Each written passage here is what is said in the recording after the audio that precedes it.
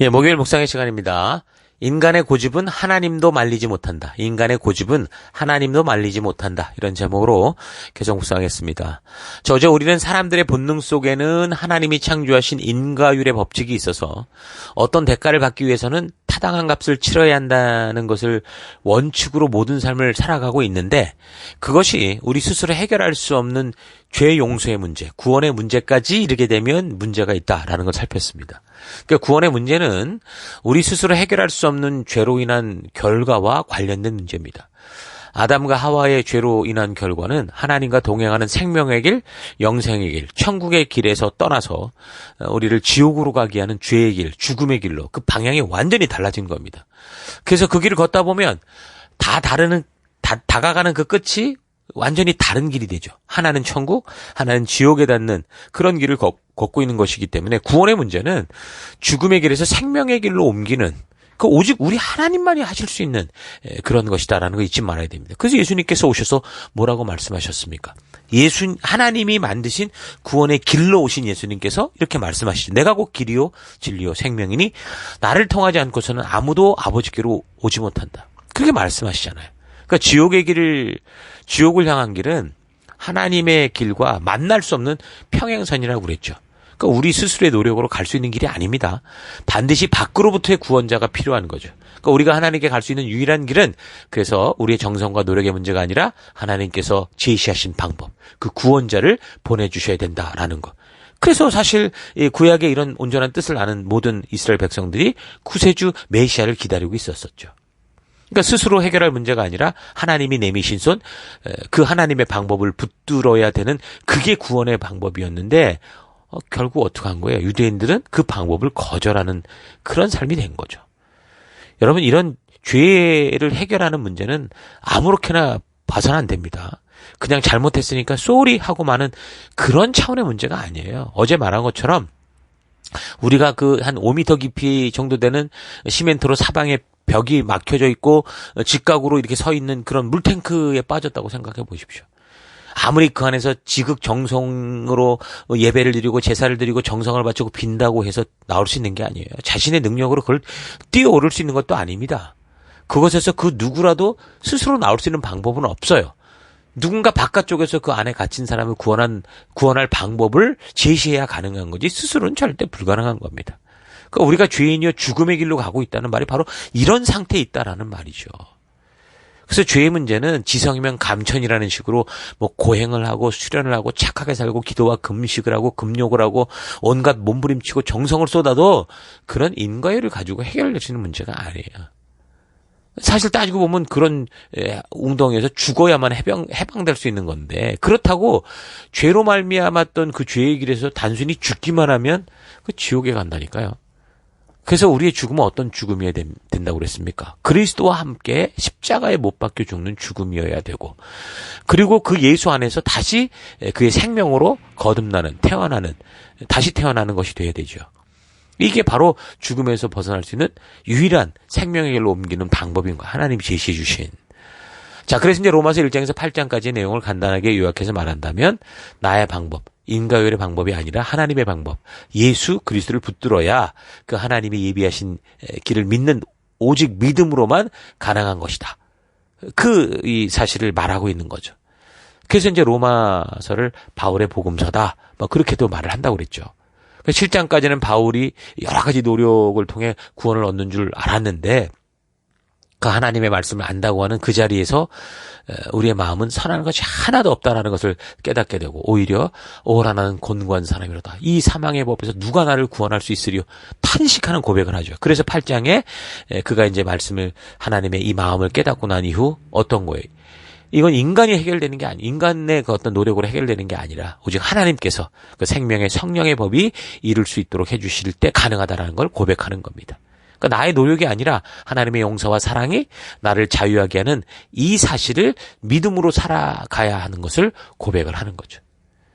그런데 이제 그렇게 다시 살았다, 그리스도로 말미암아 우리가 살았다고 해서 죄가 없는 진공 상태, 그러니까 천국에 가서 사는 게 아니잖아요.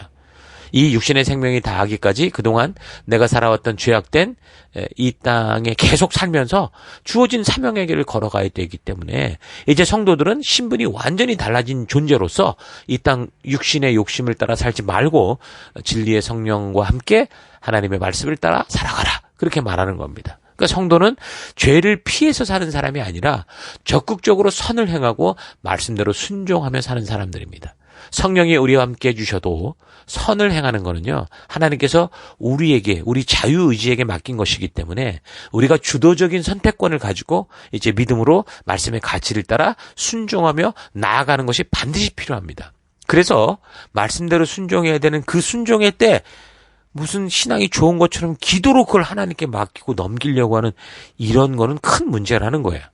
그래서 우리에게 주신 바른 의지와 이 선택의 힘을 가지고 주도적으로 하나님의 뜻하시고 의도하시는 바를 따라 순종하며 살아가야 되는 거. 이거를 지금 바울이 알리고 있는 겁니다.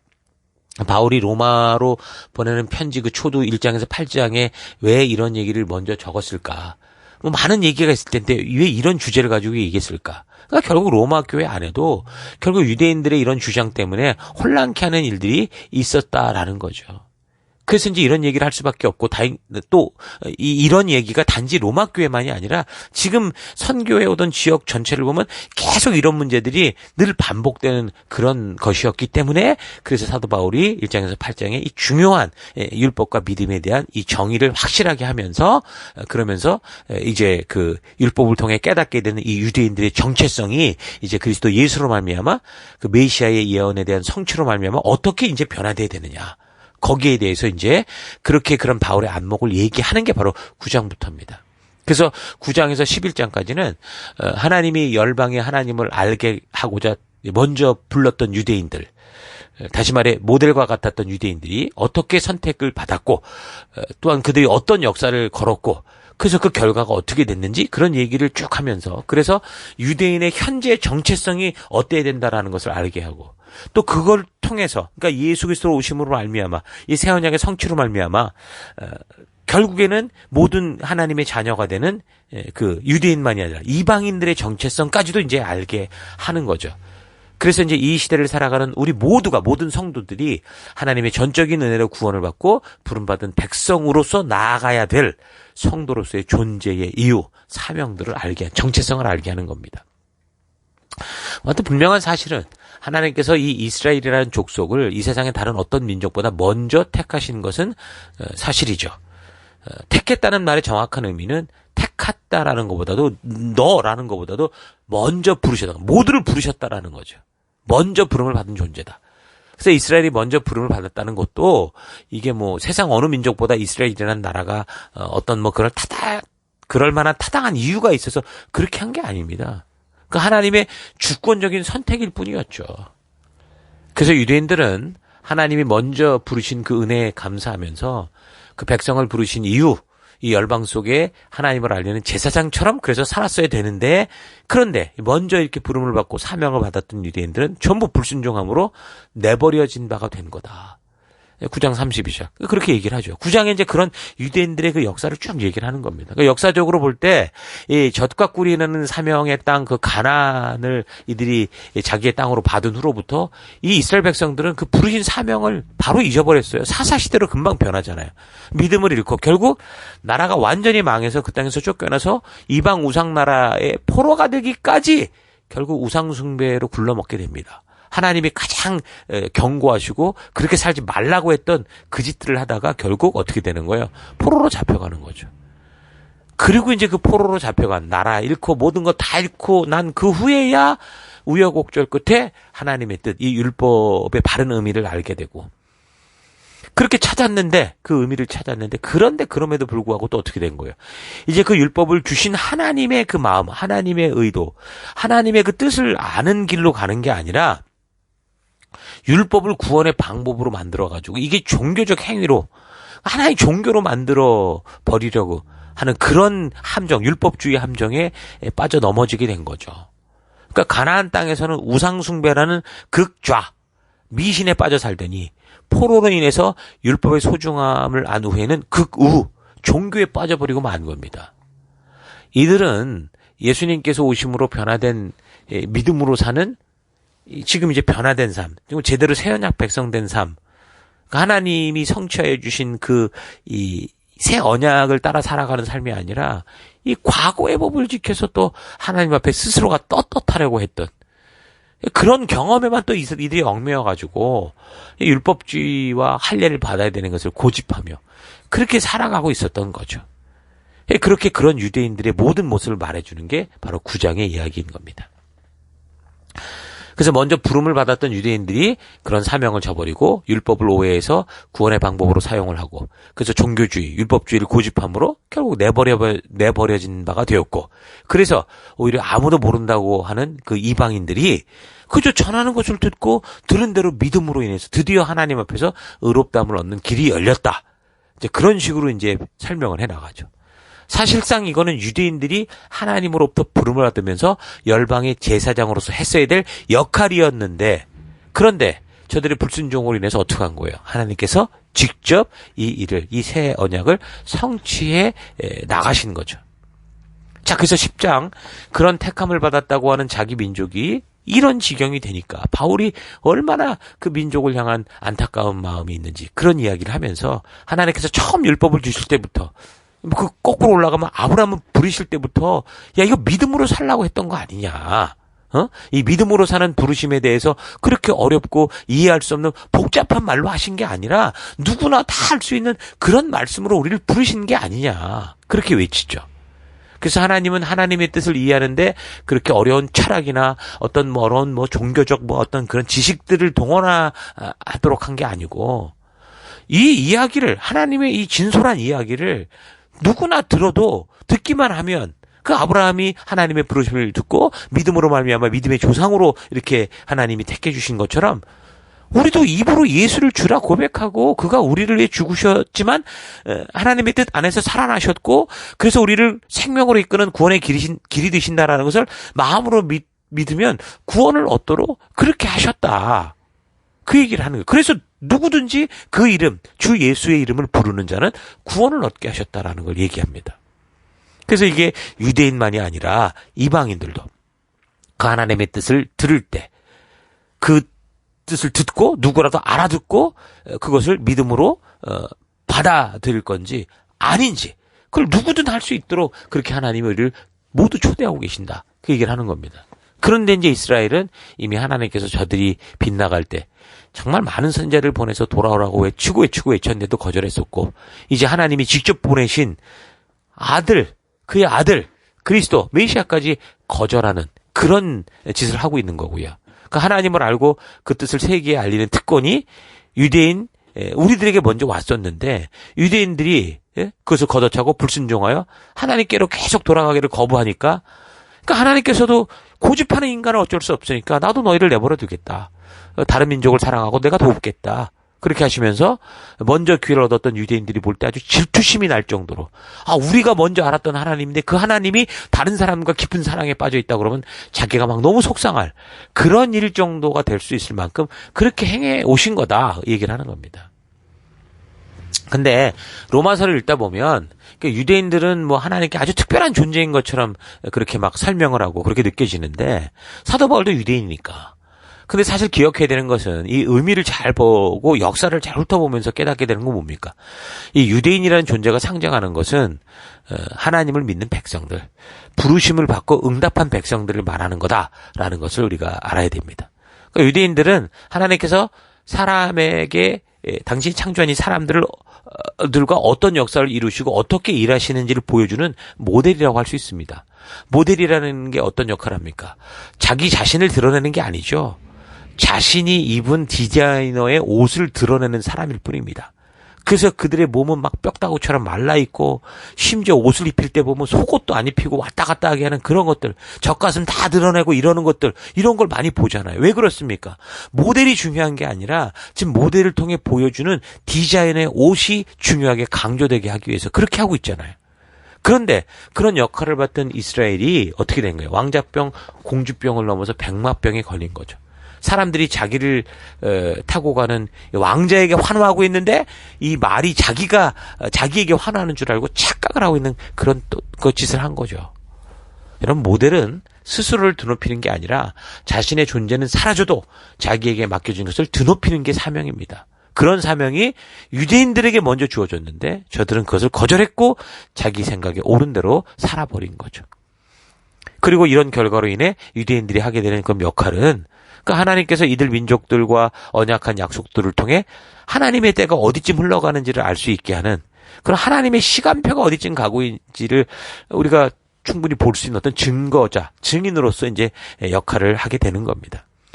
이 민족이 하나님을 떠났다고 해도, 하나님을 배신했다고 해도 하나님께서는 역사의 시작부터 이들과 믿음의 일들을 이루어오셨기 때문에 이 민족이 불순종할 때는 또 그때 맞는 경고, 그때 맞는 약속, 그때 맞는 언약을 하셨었잖아요. 또 반대로 다윗과 같은 사람이 막 순종하는 삶을 살 때도 하나님은 이 믿음을 보시고 약속을 해주시고 언약을 또 해주셨기 때문에 결국에는 불순종할 때든 순종할 때든 이 유대인들을 바탕으로 이 인류의 역사를 대변하며 그런 언약과 약속 하나님의 뜻이 전해졌기 때문에 유대인들이 어떻게 살든 간에 하나님의 약속과 언약이 이루어져가는 그 증인으로서, 증거로서, 시간표로서 존재하게 되는 겁니다. 자, 그래서 성경의 이야기들이 유대인들의 존재와 연결될 수밖에 없는 거죠.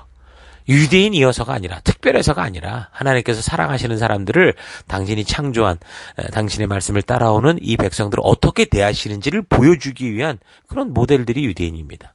대표적인 예로 AD 70년 사실상 가나안 땅에서 사라졌던 이 이스라엘이라는 나라가 1948년 지금의 중동 땅에 다시 나타나게 됐는데 이 또한 뭐예요? 하나님이 이 민족들과 더불어 당신의 뜻을 말씀하셨던 대로 이루시기 위한 성취의, 그러니까 말씀이 성취되어가는 그 어떤 과정을 보여주시는 겁니다. 그래서 우리는 지금도 이 중동 땅 이스라엘의 행보를 좀 주의 깊게 볼 필요가 있습니다. 왜냐하면 그들과 약속된 것들을 통해 그들의 행동, 그들의 말, 그들의 어떤 살아가는 이 태도가 결국 어떤 미래를 만들지 성경을 통해 우리에게 보여주고 있기 때문이죠. 그래서 우리는 유대 족속들이 역사적으로 그렇게도 하나님을 속썩이고 하나님을 거절하고 대들고 하는데도 하나님께서 그들을 놓지 않고 다시 부르시고 절대로 포기하지 않는 이런 것을 보면서 뭘 깨달아야 되겠습니까? 바로 하나님께서 하나님의 부르심을 받은 그 사람들을 향해, 바로 여러분과 저를 향해 어떻게 우리를 사랑하시는지를 보여주는 놀라운 하나님의 우리를 향한 사랑이라는 것을 우리가 볼 수 있어야 되는 겁니다. 여러분들은 그렇게 하나님의 사랑을 받는 자들이에요. 힘내십시오. 그 사랑에서 우리를 끊을 자가 아무도 없는 너무도 놀라운 축복된 백성들입니다. 하나님의 손에 붙들린 바 된 하나님의 자녀인 거예요. 이 사실을 확신한 바울이 고백하는 그 8장 후반절의 이야기들을 잘 읽어보라고 그랬었죠. 8장 38절. 내가 확신하노니 사망이나 생명이나 천사들이나 권세자들이나 현재일이나 장래일이나 능력이나 높임이나 기쁨이나 다른 어떤 피조물이라도 우리를 우리 주 그리스도 예수 안에 있는 하나님의 사랑에서 우리를 끊을 수 없으리라. 얼마나 놀라운 축복입니까? 하나님께서 역사 속에서 지금까지 그 이스라엘 민족을 놓지 않고 계신 것처럼 바로 여러분들을 그렇게 붙드셨고 절대 놓지 않으실 것이고 사랑하시며 우리 주님의 그 놀라운 천국 잔치로 결국 이끄신다라는 이 사실을 잊지 마시고 승리하는 여러분 될 수 있기를 바랍니다. 세상의 것들 가운데 자꾸 기웃거리며 세상을 즐기다가 또 교회당 와서 하나님 쏘리하고 가서 또 세상을 즐기는 그런 창녀와 같은 인생이 아니라 정말 이제는 하나님의 백성다운 그런 모습으로 우리 주님이 나를 사랑하시고 나와 동행하시고자 나를 붙드시고 계신 그 사랑의 힘으로 하루하루를 승리하는 우리가 되기를 바랍니다. 자, 오늘 하루 나는 지금 유대인들처럼 내가 어떻게 살아가든지 하나님께 택한 백성이기 때문에 하나님의 자녀다라고 착각하고 살아가고 있지는 않은가 좀 차분히 되돌아보십시다. 하나님은 전지전능하시고 무소부지하시며 하나님의 사랑은 변함없고 영원하지만 하나님의 뜻이 아닌 자기 생각대로 살아가면서 자기 길을 고집하는 사람들을 하나님이 도우실 방법은 없습니다. 하나님이 무능력해서가 아니라 하나님이 그렇게 하시기로 작정하셨기 때문이죠. 아무렇게나 살아도 너희를 내가 책임진다라고 말씀하신 적 없습니다. 그것은 어디 깡패 집단에서 엉뚱한 욕심으로 서로 결속력을 가지려고 하는 사탄 같은 그런 짓들을 하는 거고요. 인간의 고집은 하나님도 어쩌지 못하십니다. 이 세상 만물 어디에나 하나님의 창조의 법칙이 있습니다. 그래서 인간을 비롯한 모든 피조물들은 그 법칙을 어길 때 재앙과 파멸의 길을 걷게 됩니다. 이건 위협이 아닙니다. 우리가 교통법규를 어기게 되는 순간 어떻게 됩니까? 경고가 날아오는 게 아니라 순식간에 사고로 죽는 죽음이 다가오는 것과 같죠. 펄펄 끓는 물을 보고도 그곳으로 뛰어든다면 어떻게 되겠습니까? 아마도 뜨거울 것이라는 경고 소리가 들리는 게 아니라 그 펄펄 끓는 물에 데워서 죽게 될 겁니다. 하나님께서 창조하신 모든 만물들에는 그런 원칙들이 있습니다.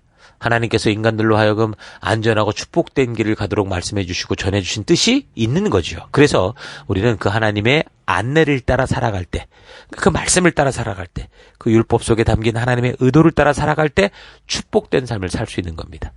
자기의 의지로 자기 마음대로 가면서 자기 생각대로 가면서 하나님께서 자기를 구원해 주지 않는다고 그런 투정 부리는 건 엉뚱한 소리 하는 건 사탄의 속임입니다. 잊지 마십시오. 하나님은 이런 사실을 깨달음에 있어서 어렵게 우리에게 말씀하신 적이 없습니다. 그러므로 하나님의 뜻을 성경을 통해 바르고 온전히 알아서 그 말씀 안에서 최고의 행복을 누리며 승리하는 여러분들 될 수 있기를 주 여러분으로 축원합니다. 오늘 하루도 힘내십시오. 잠시 기도하겠습니다.